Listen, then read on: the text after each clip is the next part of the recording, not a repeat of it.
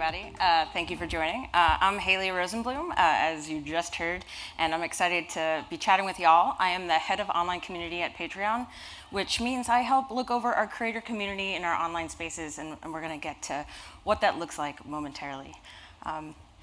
Okay, so I am just going to do an awkward moving of this screen. And cause a little chaos along the way. So when we think about Patreon, it's important to know what it is and what the purpose of the platform is. So I'm going to give you a little introduction to get on in before we get going. So Patreon is the best place for creators to build memberships by providing exclusive access to their work and a deeper connection with their communities. In essence, what this means is a creator comes to Patreon with their community. So it's a community platform. And all of our community members have their own communities, which is a very unique, opportunity. And so when I come to work every day in my home, mostly, I'm talking to artists who are podcasters, video content creators, musicians, and so much more. So the community team at Patreon has this North Star, this purpose. Everything that we do is guided by these main principles. We want our creators to feel seen, connected, supported, and inspired. These are very big words, right? And we want them to know that they are not alone. So that's the whole point of community, right? We're not alone and we bring people together. But this is very fundamental to how we think about everything that we do and every decision that we make.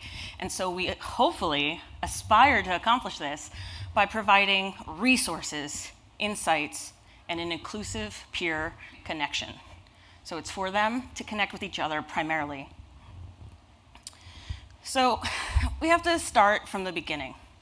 And the beginning is my privilege of leading our online community of creators is the privilege is that I was part of the creator community before actually leading it. And so this forum that we're looking at, it's a discourse forum I was posting on as a creator. And so I entered my job over a year ago, knowing full well what the community was talking about, what they needed, the things they loved, and the things they less than loved. And so I knew that there was a lot to be done, and I had big shoes to fill to do it. So here's the debt origin story.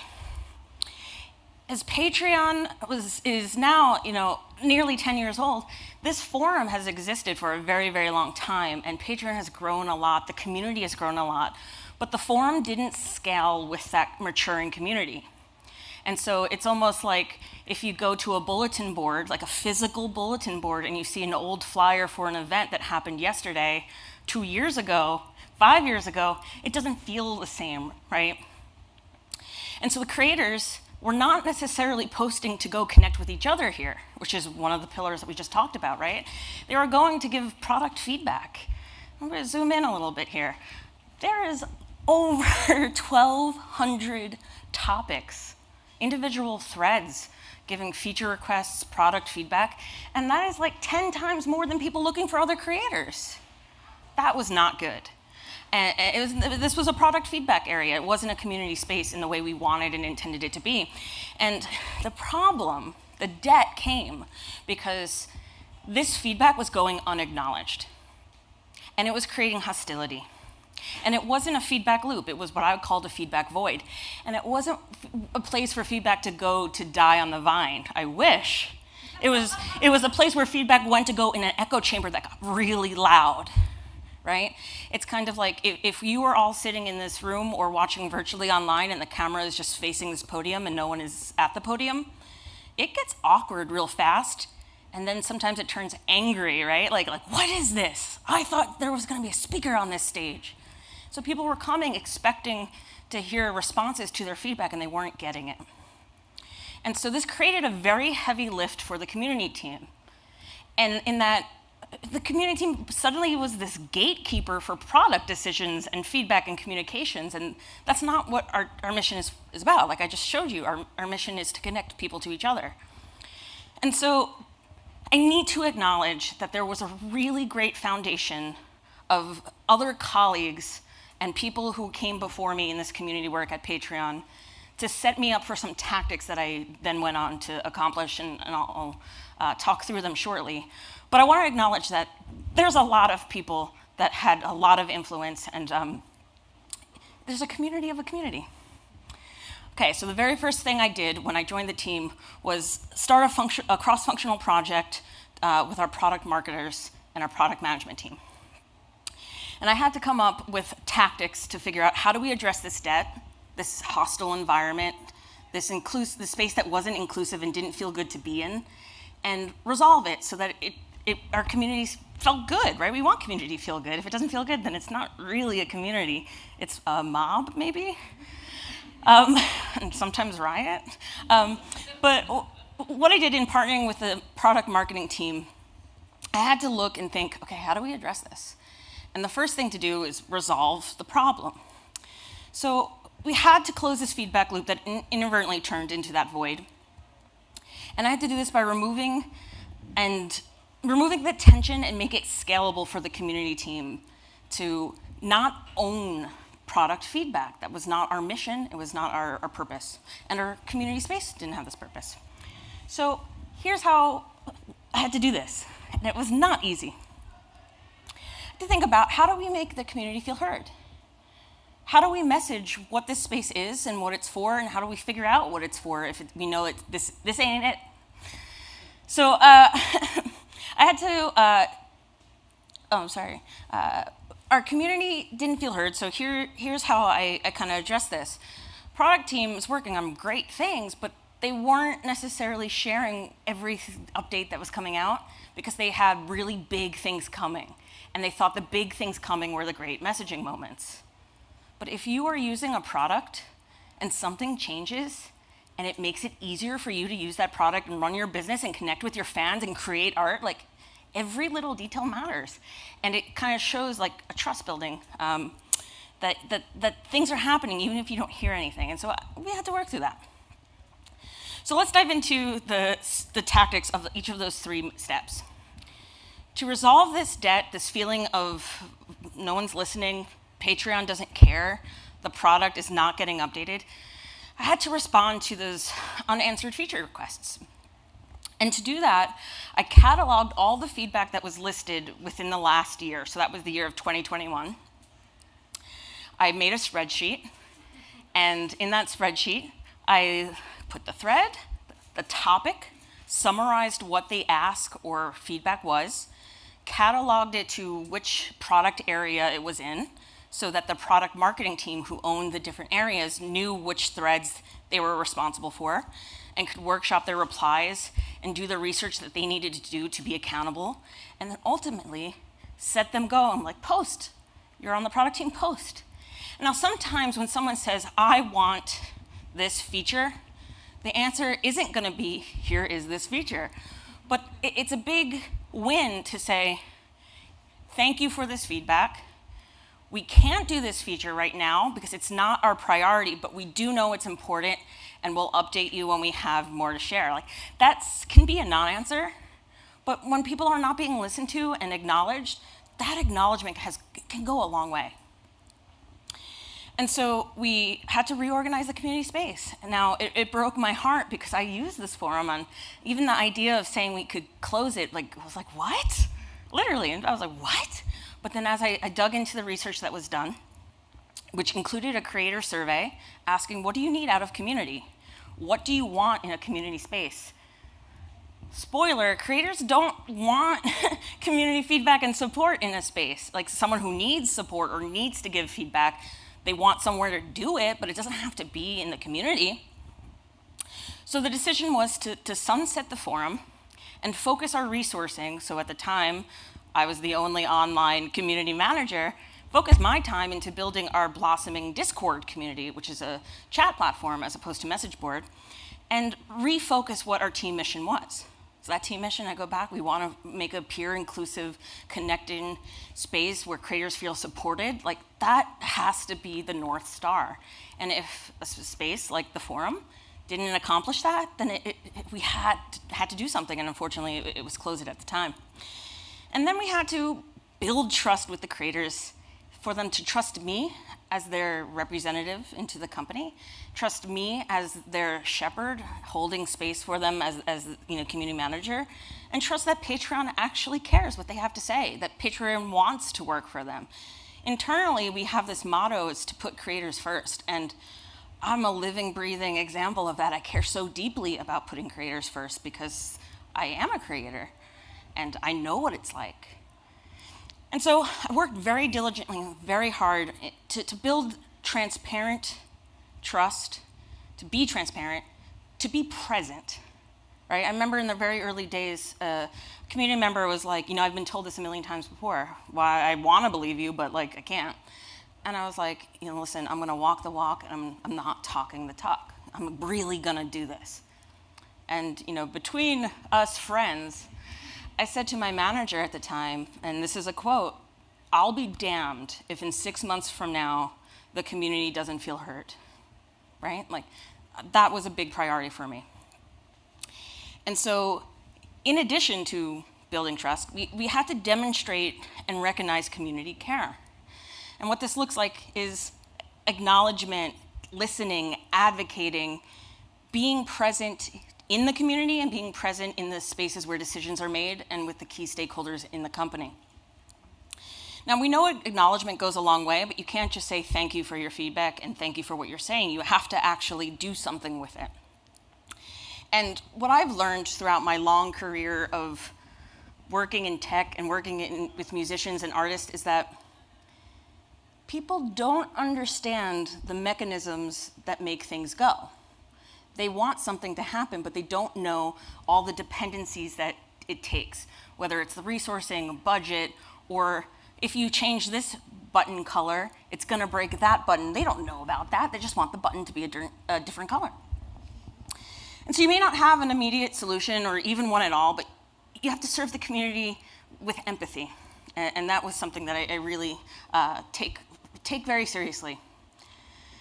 And so I had to remove the solicitation of feature requests from the community space entirely. And it had to be owned by the product team.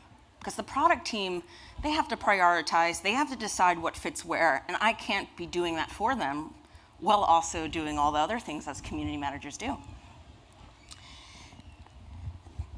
So product team came up with this idea to move feature requests and solicitations for feedback directly into the product itself. So we're looking at a screenshot of what that form now looks like. When you're logged into Patreon as a creator, there's a creator resources tab, and you can submit that feedback there.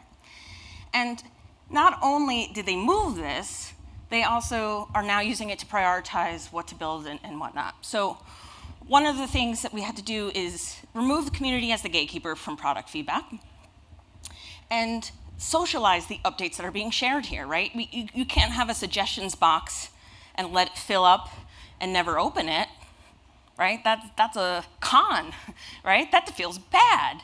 That's what the community debt was. And so the product marketers created a product updates newsletter. So periodically, I think it's like every 6 weeks, they say, here's what's changed, here's what's new. And that's where you have this is what we've heard. This is what other creators want. This is what we're hearing. You need to socialize that because then it builds that trust. And now, the thing that's I think is so fascinating too is that no longer I'm not the gatekeeper of product feedback, but I can be a partner in the product feedback. I took a product management class over, I think it was like 10 weeks, really, 3 hours a night on 2 days a week. It was a lot of work. And I really loved it because I got insight on how product managers make decisions, why they make the decisions they do, how they make them, the questions that they ask. And it helped me think like a product manager when I see a feature request come up in the community or a struggle or change. And so I use this as a way to sort of be the translator to the product team of what the community is saying. Now, I didn't mention before, but I worked for musician Amanda Palmer, who's been using Patreon for 7-8 years, and I was part of her team that ran her Patreon page. So not only can I speak a creator language because I use the product and I intimately know all those details, but I can also speak on behalf of what I'm hearing from the community. And now I can use fancy terms like vanity metrics and scope creep And it makes sense, right? And when we say, hey, no, your product feedback goes here in the product, in the community, I can help them answer questions that the product managers would be thinking about. Why do you want this? What is this going to do for you? How is it going to help other creators? And what do you think this means, right? A great example I love to say, it's like, I might come up here and tell you that my shoelaces are too short. I need longer shoelaces, right? I need to tie my shoes. That's my problem. I need to tie my shoes. And so I'm thinking about shoelaces. That's the feature I want. What you don't think about is you can wear slip-ons. Accomplishes the exact same thing. I have shoes, they fit, and they're not falling off my feet. And it was something completely outside the box of what I thought I needed, right? And that's something I now can articulate with the community and help remove some of that friction. But it goes both ways, right? So it's taking community feedback and sentiment and communicating it to the product team. Then it's also taking the product team and what they're saying and communicating it back to the community in languages and words and ways they understand. And the team wanted to release a product update this week. Hey, it's CMX, and I'm not going to be online. Sorry, folks. Product team said, cool. We need to change the release date of this product. What a win, right? The creator-first messaging has become so important that our product teams now rely on that they consider us, the community team, partners in releasing big things that affect our creator community. Like, holy smokes, that is incredible. So let's take a look at what these things actually look like in practice. Repairing the trust, building the trust, changing where the product feedback goes, and having very sensitive and thoughtful creator-first messaging. In spring of this year, our team announced we're redesigning Patreon. We're going to make it easier for people to use it. And we're going to put this over here and move that over there. And we're going to give you a profile switcher and all these cool bells and whistles. Everybody was super excited about it. Y'all should have seen the conversations our product team was having. And it is really cool. And we gave an update to our community moderators in our Discord server, and they were super stoked, and I was super stoked. And because it was such a fundamental change to the product, they rolled it out gradually, which meant that you release this new design to, let's say, 5% of your total users, and then 10%, and then 25%, and then 50%, and then all of a sudden everybody has it. So what we're looking at is a screen cap of a blog. Our product marketing team worked to socialize that updates were coming. Let's give you advance notice. Very important. So here's the evolution of how that went within our community space. We had to set expectations and give that advance notice and explain what was happening as it was happening. And some people had this shiny new thing, and other people didn't have it, and then they wanted it, and then some people had it, and they didn't want it, and it was like, oh my goodness, let's give the notice of what to expect. Then we had to reinforce, and this is my fatal flaw, is the royal we of community work. It's me. I had to reinforce where to go to give your product feedback. This ain't it, I said. The community space ain't it, which is also a lie because it totally was. I was reading everything they were saying, and I was socializing it, and the product team was eager to know, what are people saying? And they were listening. It was so amazing. This response in the middle here where I'm telling a creator, thanks for sharing this info. I checked in with our product team, and this should be fixed now. Someone's like, hey, I can't edit my polls, because on Patreon you can poll your audience. I said, hey, product team, this seems to be a problem. They can't edit polls. Oh, yeah, fix, right? Like, that was a super win to be able to say, yes, you're right, we got this fixed. But this is an exception. I don't want you coming into the community and expecting this all the time, right? Because this we had an eagle eye on. Here's where you go for support. Here's where you go to report a bug. Here's where you go to give your feedback. I had to reinforce where to go for what and demonstrate that these are places that actually are being tuned into by the teams that need to tune into them. And so in the very last section here is the follow-up and the acknowledgement. Shireen is a senior product marketer on our team, and she posted the most beautiful message I've ever seen in Discord. I could just leave Discord today and be so happy, and I'm not exaggerating. her update said, here's what we heard from you about the new redesign. You wanted this, we gave it to you. You needed that, here it is. Thank you for telling us through the product feedback channel what you needed and why you needed it, and here it is.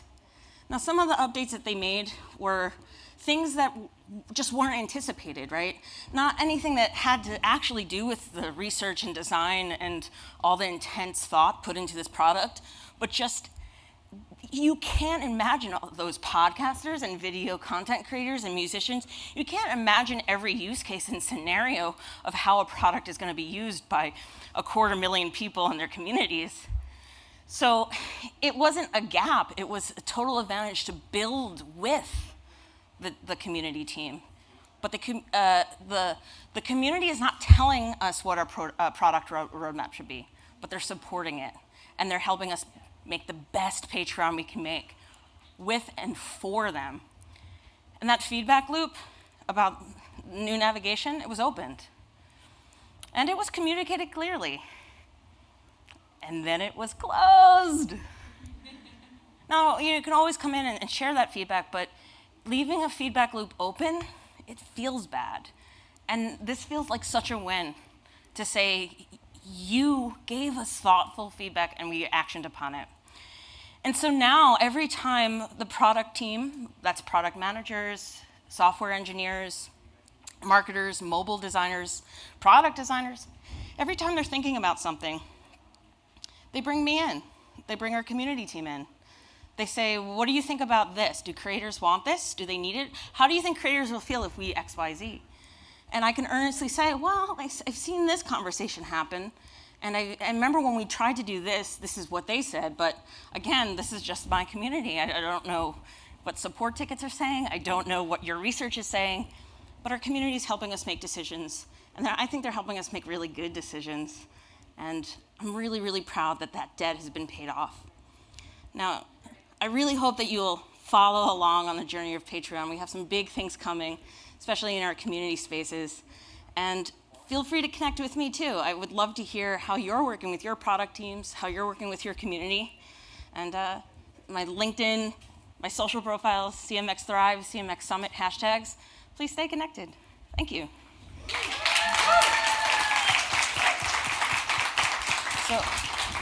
So I was hoping that I would have, all the information and you have no questions because I was so thorough about it. But we do have time for questions if anybody has any burning thoughts or ideas. Yeah, so awesome. I love this process, and it makes so much sense. Could you talk a little bit more about what the conversations were like with the product org and how you developed that relationship internally, that internal community? Yeah, absolutely. It's really fascinating coming from being a user of the product itself, because instantly our product team realized they have a quick user research experiment right now, and that I'm thinking of things they're not thinking about because of how I know how to use the product. And so very early on in these conversations, it became clear that we could be really good partners in our work, because we're working for the same things, right? We want the best product, and we want the user experience of that product, my community, as I say, right, to feel good. And so if I can kind of cut the chase on some of that work, and give my expertise from personal use of the product and what I'm understanding sentiment to be, that's going to make it really quick. I remember that in this new redesign, a product manager on a Friday said, yeah, this is coming out on Monday, but I have some questions, and you're the closest thing I have to a creator that can get on the phone right now, right? And it's amazing because I'm able to say not only my use case, but the use cases that I'm seeing in the community talk about. Because remember, our community is a place for creators to connect with each other. They're talking about how they promote themselves. They're talking about different experiments they make to monetize different rewards and items and all this. And so when I walk into a product room, a Zoom phone call or whatever it is, I'm coming in with thousands of pieces of input and data that they can pick my brain and I'll happily give to them. And then I get to leave that room, hop on my computer, go into Discord and say, can't give you a timeline because it's not my scope, but I happen to know that we're thinking about this. And so it definitely goes both ways. I hope that answers your question. This was wonderful. Thank you. Maybe specifically with the redesign that you all recently did, can you talk about when you work directly with product marketing managers versus product managers directly, and maybe who you decide like communicates back with the community? Absolutely. So our community team has formed a really brilliant relationship with the product marketers, so our product marketing team. And we sort of rely on them to be our gatekeeper, intermediary, middle person for the product managers.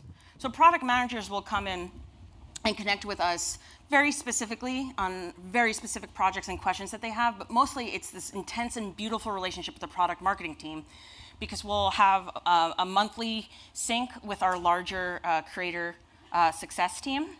We'll sometimes have a bi-weekly sync with the product marketers for the community team, specifically when bigger things are rolling out. And we'll have one-on-ones as needed. I get personal updates from a product marketer, like from a project we're working on together. I feel very VIP about it. And they'll be like, Hayley, can you review this message? And I'll be like, I sure can. And then seeing these messages be very well received, because it hits what the community is thirsty for. So it's having regular syncs, it's asking questions, asking advice. A little flattery helps, right? If you say, but truly, I enjoy this work very much because I get to see the results, and the creators revel and enjoy those results. So stay in touch with them and make sure that your goals align, because that's the key, right? You want to work with them, and you don't want to pull them into something that doesn't align with their OKRs, because then they'll be less responsive. You may have covered this, and I do apologize because I came in at the end. But one thing I was curious about, especially with a community like Patreon's, what is some of the tactics maybe you've implemented when it comes to individuals who maybe are trying to provide valuable feedback but consistently aren't, and trying to weed those individuals out while trying not to be too exclusionary that you make them, angry or pissed off at you? We have a channel in our Discord server called Ask Patreon, and often non-Patreon employees or affiliated folks will answer. And I go, oh, I love it, because they're trying to be helpful. And so for folks who are answering a question in what I would say a truthful, accurate way that I would answer, I give them a little +1 emoji reaction. I try to model, like if they're modeling good behavior, I'll be like, you get my seal of approval. And if they're giving advice earnestly and it's actually not the best advice or accurate, then I'll reply and I'll say, thank you for directing this person to this article, but actually this Help Center article has more specific details, or I happen to know that this is a bug because a creator came in yesterday and here's what you do for that. So a sort of thank you for making that effort, but here's the real accurate information. And we have to remember too that the community, they're trying to help each other. So you don't want someone to feel bad for being wrong, but you also want to make sure that the correct information is circulating and people can learn. Like, it's a teachable moment, right? Because if you say, no, it's actually this, now you have two people who know where to go for information. All right, I think we're at time. Give a big round of applause for Hayley. Thank you.